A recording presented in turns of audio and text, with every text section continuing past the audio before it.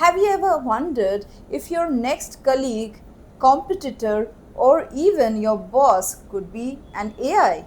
The AI revolution isn't coming, it's already here. The question is, are we ready for it? What AI is learning at lightning speed? Are we forgetting what makes us human? Think about it. Every company is talking about AI, but very few people are asking the right questions about how AI is going to help those individuals working in those organizations become a better version and a more accomplished individual. Will AI create more opportunities than it destroys? Or are we asking the wrong question altogether? Joining me today is Koshik Basu, founder and CEO of NetCloud Consulting. For over last 7 years, he has helped businesses leverage AI through intelligent automation, AI agents, AI powered search optimization, and digital transformation. In this episode, we will explore where AI is heading. Do you think the current AI race resembles a modern day arms race, where countries feel compelled to participate and move fast even before fully understanding the long term consequences? What are your thoughts on that? Yes, I think it's more sort of an arm race. Not having AI is a big disadvantage. So, countries are compelled to have AI and introduce AI and grow their own infrastructure. At the same time, there are data threats which are also there.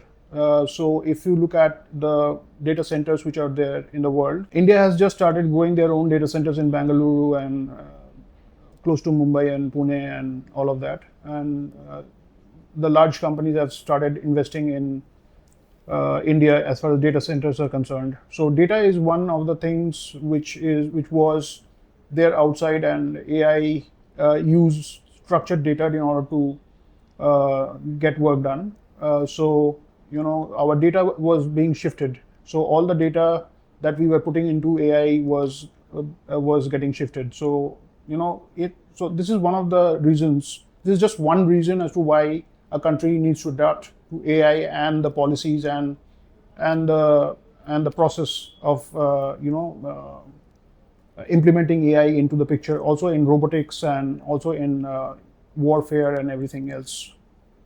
But if I have to I read a lot of article, and not being from core AI, something which makes me worry a lot is about the environment. Because when you say a city like Bangalore, Mumbai, where there is always already scarcity of water, and there is a fresh water requirement to cool the facilities. Where do you see that? Because that is I am getting into something without being fully prepared about the huger effects in coming days.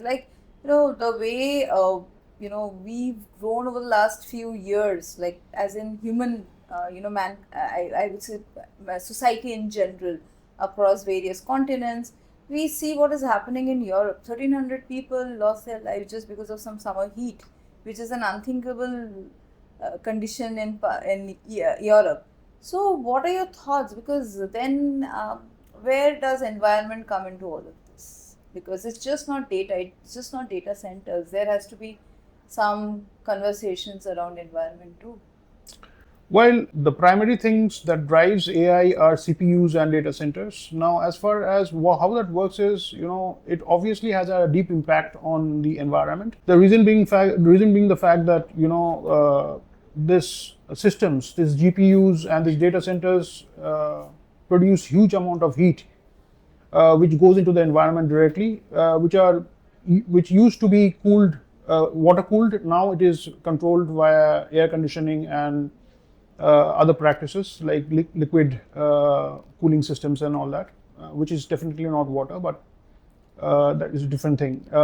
So environment is going to be impacted in terms of data centers and the increasing heat and all that. And so while we are doing data centers, we should also do something for the environment, like planting trees and having free space where we keep our forests intact, and we plant trees, and we try to balance nature with the kind of infrastructure building that is happening, and the negative side of infrastructure. Government should take adequate initiatives.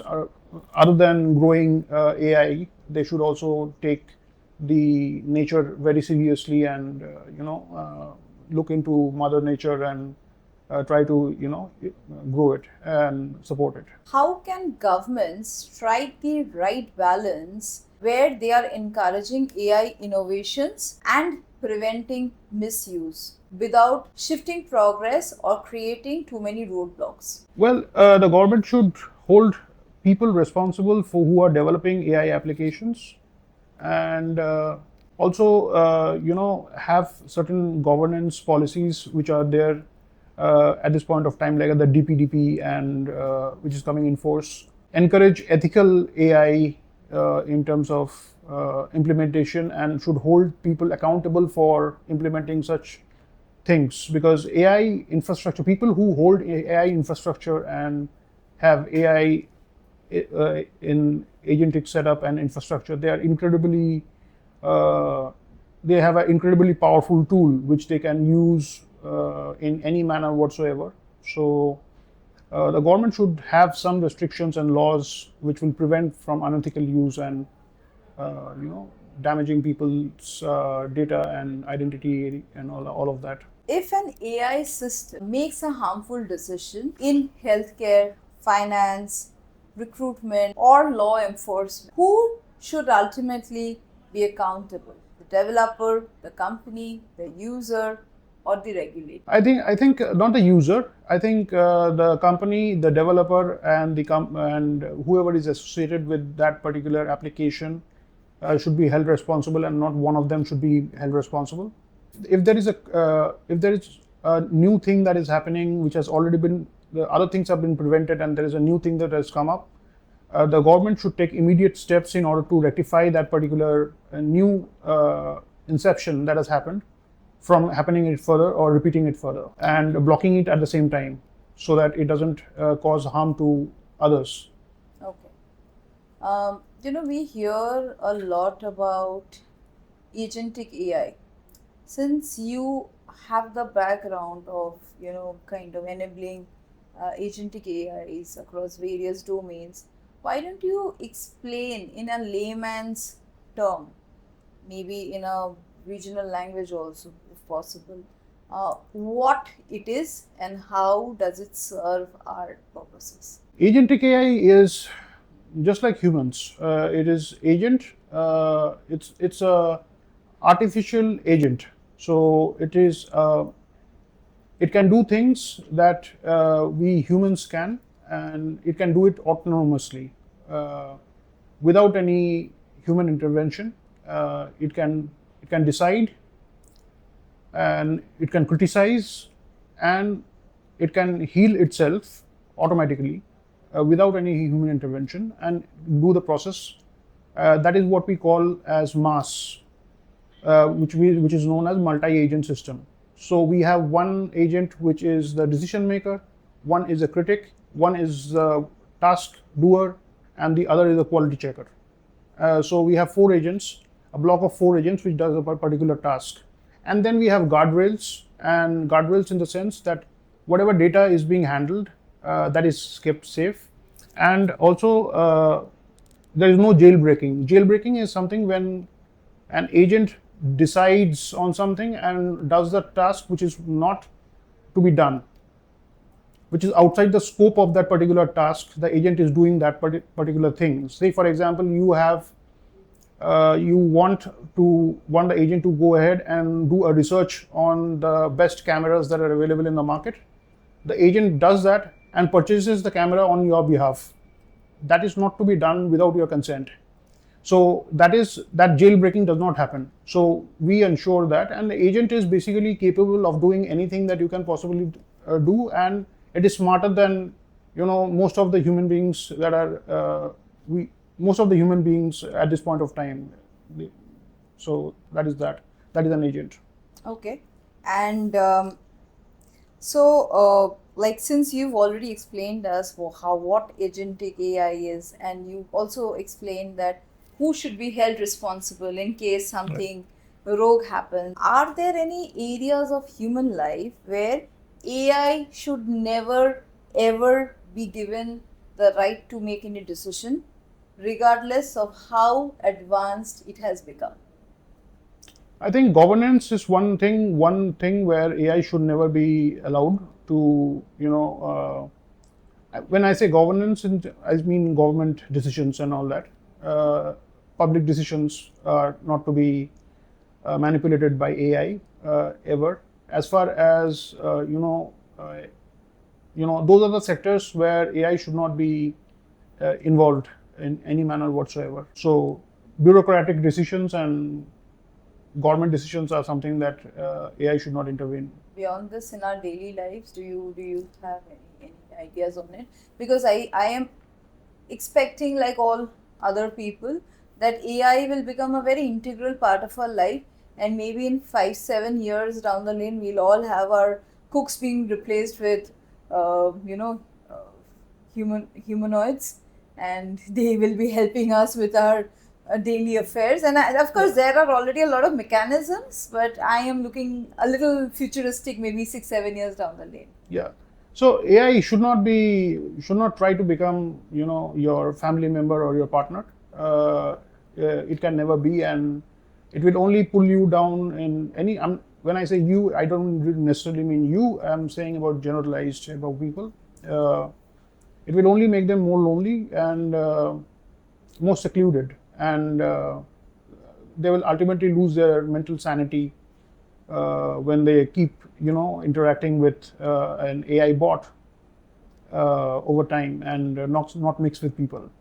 So, we see a lot of videos where the humanoids have become rogue. So, all of a sudden, they are kicking a child, they are dancing, they're sitting on the road to beg. I don't know if they are again AI generated or is it real, but we do see a lot of such conversations happening on social media. Like, do you see such things happening in the near future in India? That kind of, uh, AI intervention, or considering that we are such a huge country with this huge population we have, that it will be more moderate than the rest of the world? See, it depends from person to person as to how they use humanoids and how they use robotics or how they use AI. It again depends on humans as to what they do with AI. There are certain guardrails that every company which builds AI and autonomous weapons or even humanoids, they have certain guardrails and they have certain security policies that they implement within that particular humanoid or the AI toy. If you're talking about, if you're talking about, the AI that you're using every day, like ChatGPT and Gemini and all of that. For example, if you ask ChatGPT how to make a bomb, it is not going to give you the chemical formula of making a bomb. It is not possible. So that is a guardrail which is typically implemented. So obviously you can make a humanoid dance, and you can make ChatGPT write up a love poem for you and give that to someone. But that totally depends on the user as to how the user is using it. So, do you think we Indians are going to adopt all of this in the near future? What is your prediction with this current generation coming? I think people are already doing it. I think people are already writing love poems and trying to manage their relationships with the help of ChatGPT and the other LLMs. And if their girlfriend is getting angry, they are asking for suggestions as to how to calm her down and what are the next steps that they should do. They are taking legal help in terms of what are the legal steps that they can possibly take in terms of enhancing workspace culture, in terms of anything that you can possibly think of. Even AI is predicting, LLMs are predicting, even if you have a flu, by just giving the symptoms, it can predict what kind of flu, whether it's a flu or whether it's not a flu. Even if you have a pimple, if you take a they're quite good at it, actually. Yeah. I would say they're quite good at Yeah. it, because I have tried it myself just to understand how accurate they are, and I gave a X-ray report just to see what it reads from the X-ray, Right. and it was quite, pro at reading it like a, Right. as a doctor would have read it. Right. So yeah, I think as long as it is around these known platforms which we've been using, it's a different thing. But how technology being kind of enabled through various humanoids, various robots, various robotic toys. What is going to happen is, of course, time bound. We have to see how things, the scenarios change in India. However, saying so, Outlook had. I was reading this article where Outlook said that the world's uh, the largest population of the world is in India, and yet it is one of the most lonely uh, countries of the world, and it's very frightening to think of when AI kind of comes in full fledged, where that is going to go from here, considering the newer generations prefer technology over human conversations. So, Yeah, so that's a very sad thing because if you look at the lifestyle of people who are in US or in foreign countries, they are more lonely than Indians, yeah, right? So they live alone, they cook their food themselves, they work the whole day, and then they go off to the market and they come back and then do the work or go off to bed and do the same thing over and over and over again, you know. Uh, but we in here in India, we still have the family concept. We still have friends. We still have get-togethers. Unlike most countries, but yes, still enough, they are saying that we are very lonely. As a country, we rank second in yeah, we loneliness. I think that loneliness comes from not being involved in community. Also, job changes where people are located somewhere else rather than and distant away from their jobs. Uh, that is where people the loneliness comes in and sets in. And as far as the other loneliness, if your family got detached or you don't have a family or something like that, there are plenty of other ways of by which you can engage yourself. It is the blame is not to be just put on AI because AI is has come into the picture, and AI can do Very new. stuff. Yeah. Yeah, so, It's too new. so it's too new. You can try out. Even it can entertain you. In the middle of the night for a couple of hours, and by writing poems or talking to you or doing whatever. So I think it is on us as to how we change our lifestyle. And with AI coming into the picture, we should understand the human values more than what we used to understand, because we should understand why we are humans. So That the differentiate. differentiator, because if AI can do everything which humans can do, then there is no difference between AI and humans. We are humans because we are humans. We have certain things which AI doesn't, Yeah. and we Absolutely. should evolve those qualities inside us. Yeah, I think you've correctly said that the more we are kind of feeling that there's a threat, humans should come together and reunite and understand the qualities that set us apart, Right.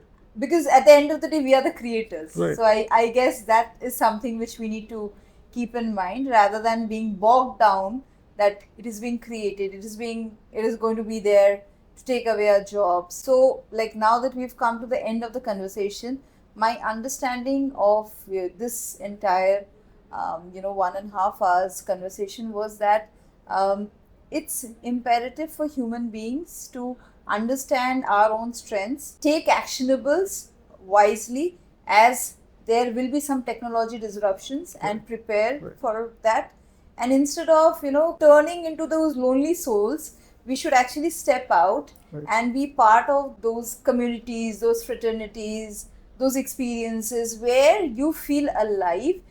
And that can only happen because at the end of the day আমরা সবাই রক্ত মাংসের মানুষ, and we have a lot of emotions, be it any kind, but we need to nurture ourselves, we need to look inwards, we need to understand, and that's exactly what our platform has been doing. If AI continues to advance the way it is, what is those unique human qualities which will become very valuable and that needs to be nurtured? Just name three qualities. Creativity is one of them. Human emotion is something that cannot be replicated. The other thing would be innovation. So creativity, innovation, and Human emotions. human emotion. What role will empathy, trust, emotional intelligence continue playing in this new world order set by technology disruptions? No matter what technology disruption happens, these are of prime values like trust and whatever you mentioned right now.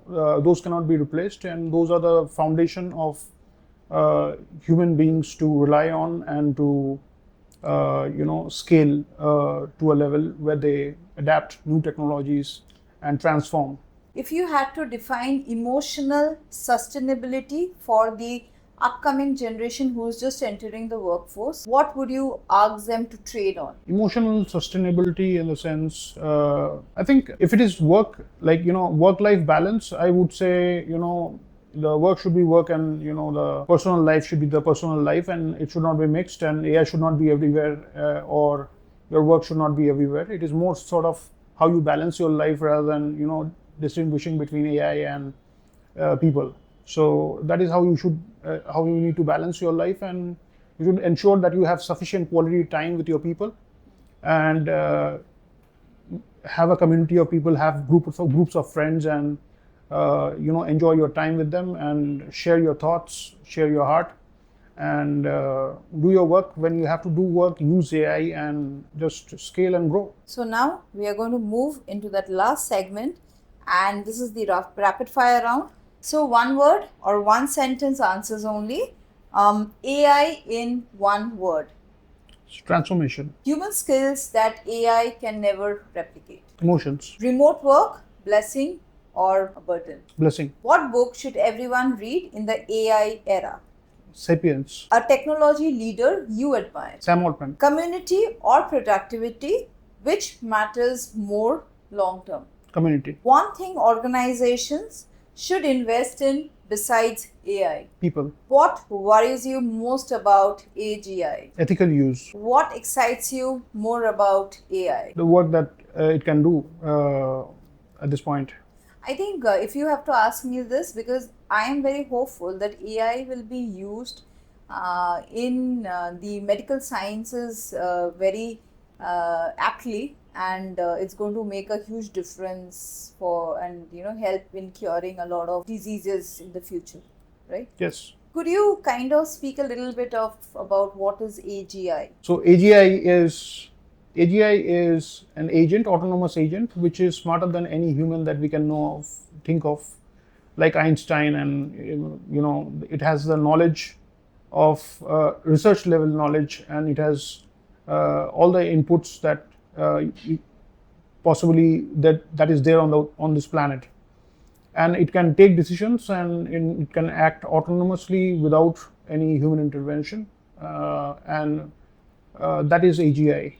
So we are progressing toward AGI, and we will, I think, in the next 5 years, we will have AGI in place. Finish this sentence. The future belongs to people who learn. One message for professionals feeling left behind by technology. I'm not quite sure. One message for young Indians entering the workforce today. Learn AI skills every week, or every day if possible. Learn new AI skills every day. Are you optimistic about humanity's future? Yes, I think this is just an era where machines become intelligent, but it has also taught us that how human values and human emotions and why we are humans is a realization that we have today when we sit down and ask ourselves as to how we are different from any AI and how we can beat AI. We are the ones who have created AI, so there's no fear with AI. Like every technology that we have controlled, we will also control AI as well. Like, it is just like energy and power. It is up to you whether you use it to light a bulb or to light a fire. So you're hopeful that it will not become like the Armageddon or No, movies which you see. obviously not.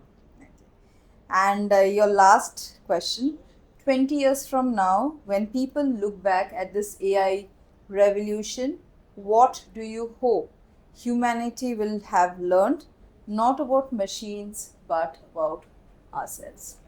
Human beings are going to value uh, the humanity factors like emotions, love, caring, leadership, innovation, creativity more than what it is doing right now. Just 2 years back when AI was not there, and it was not the AI era, people never used to think about all this. At this point of time, since AI has come in, it is making us think as to why we are humans, Yeah. and what are the things that we can excel, what are the things that AI cannot replace or redo what we can do, right? So it is not just era where machines have become intelligent. It has also taught us why we are humans, what are the values that we have, and to respect those values and to, have them and grow them and nurture them more. I really hope this last concluding question is the the way you've answered is what we really reflect back upon 20 years from now when we look back at this AI revolution, and we become better versions of ourselves, and we understand the importance of community, we understand the importance of being human, being kind, being empathetic, and one of the greatest skills which as humans we have is our emotions, our understanding of situations, reading things, and applying our common sense, our intellect to kind of navigate or make best use of that situation, learn from that, or simply kind of just avoid it so that it doesn't hurt you. I hope uh, you know I had a wonderful time having this conversation with you, Koshik, and I am looking forward uh, to more such conversations about AI in the future. And this was one of our first where we kind of asked head-on questions about AI and its impact on humanity, because somewhere deep down we all are a little scared, a little skeptical, yet I think we all are hopeful that we will all come together and be the best version of ourselves in the future days. Yeah, sure. Thank you so much. Thank you. If you enjoyed this conversation, don't forget to like, share, and subscribe. It really helps us bring more such meaningful conversations like this to you. Thanks for watching, and we will see you in our next episode with a brand new guest.